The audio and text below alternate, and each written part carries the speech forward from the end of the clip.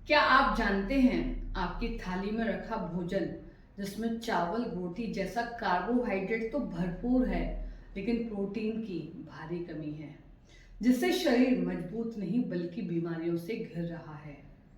ICMR की एक हालिया रिपोर्ट कहती है भारतीय आहार में 62% हिस्सा कार्बोहाइड्रेट का है, जबकि प्रोटीन बेहद कम है, 12% या उससे भी कम। नतीजा, शरीर कमजोर, इम्यूनिटी कम और बीमारियों पर खर्च ज्यादा।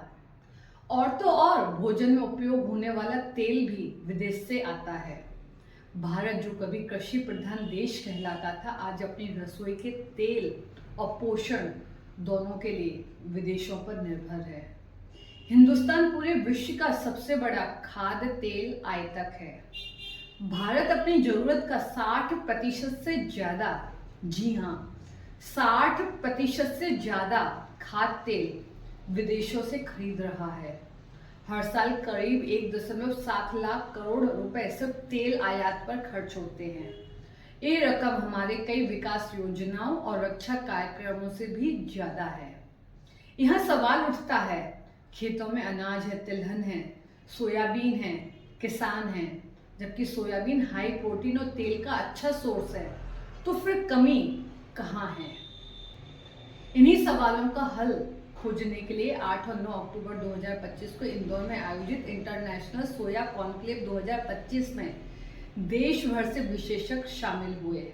बिलियन कन्वेंशन सेंटर में आयोजित कॉन्क्लेव में सोपा के चेयरमैन डॉक्टर डेविस जैन ने कहा, अगर भारत को आत्मनिर्भर बनना है तो देश में बीज क्रांति लानी होगी।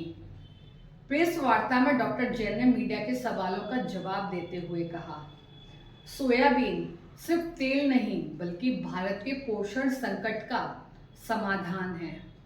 उन्होंने कहा, दालों से 18 से 21% प्रोटीन मिलता है, जबकि सोयाबीन जैसे सोयाबरी से 50 से 52% तक प्रोटीन मिलता है।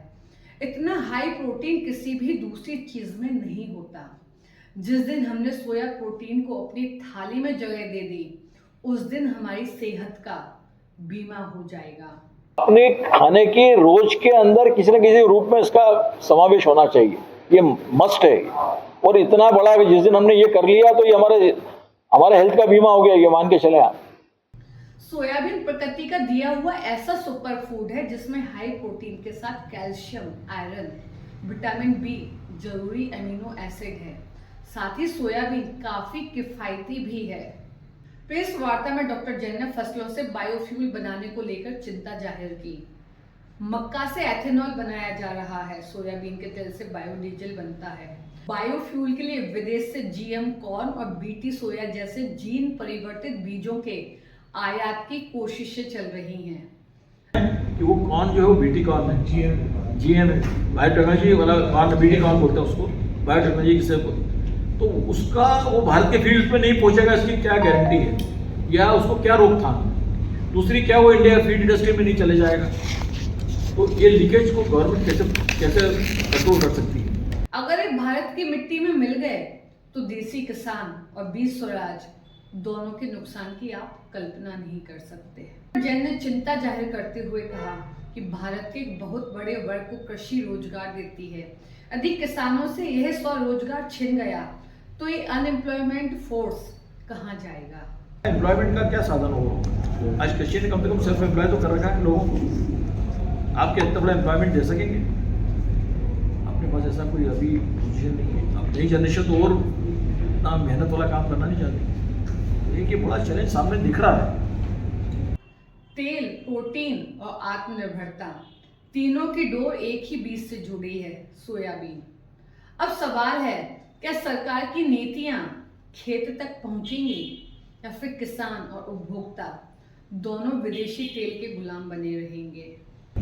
अभी टेक्नोलॉजी से अपने को प्रोडक्शन बढ़ाने की तो जरूरत है, प्रोडक्टिविटी बढ़ाने की जरूरत है। तो हमने इसलिए कहा कि अगर आपको जेनेटिकली मॉडिफाइड वाली भी अगर आपको ऑप्शन की ओर सोचना है तो आप अपना खुद का उसको डेवलप करें। भारत के साइंटिस्ट को खुद डेवलप करें, भारत के फील्ड पे उसकी ट्रायल करें, भारत किसान उसको उगा के तैयार करें, वहाँ तक तो ठीक है। हम भारत विदेश के बीजों पर अपने आप को आधारित कर लें और उनको निर्भरता उसके ऊपर डाल दें, ये तो ज्यादती होगी उन किसानों के साथ। और हर साल बीज खरीदना पड़ेगा, एक साल में दोबारा उसको उपयोग नहीं कर सकता, खुद का उगाया हुआ बीज को भी नहीं कर सकता, वो उसके अंदर कंडीशन है। डॉक्टर जैन ने उम्मीद जताते हुए कहा, सरकार ने अब 500 सीड हब बनाने की घोषणा की है। अगर ये योजना जमीन पर उतरी तो भारत अपने बीज, अपने तेल और अपने प्रोटीन से आत्मनिर्भर बन सकता है। सुधार सरकार ने घोषणा करी हमें 500 सीड हब बनाने देश में।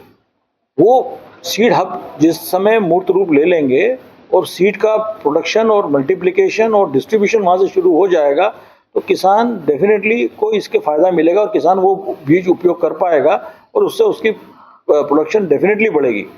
जब तक ये, क्योंकि आपको ये क्या है कि जो मूलभूत प्रॉब्लम है वो सीड में है, तो सीड को ठीक करना, अच्छे सीड की उपलब्धता कराना, ये पहला रिक्वायरमेंट है हमारा। अगर आप भी मानते हैं कि भारत को अपनी थाली का तेल और प्रोटीन खुद उगाना चाहिए तो इस वीडियो को शेयर करें, क्योंकि बात सिर्फ तेल की नहीं, आत्मनिर्भर भारत की थाली की है। आपको यह वीडियो पसंद आया हो तो हमारे चैनल इंदौर वार्ता को लाइक और सब्सक्राइब करें। धन्यवाद।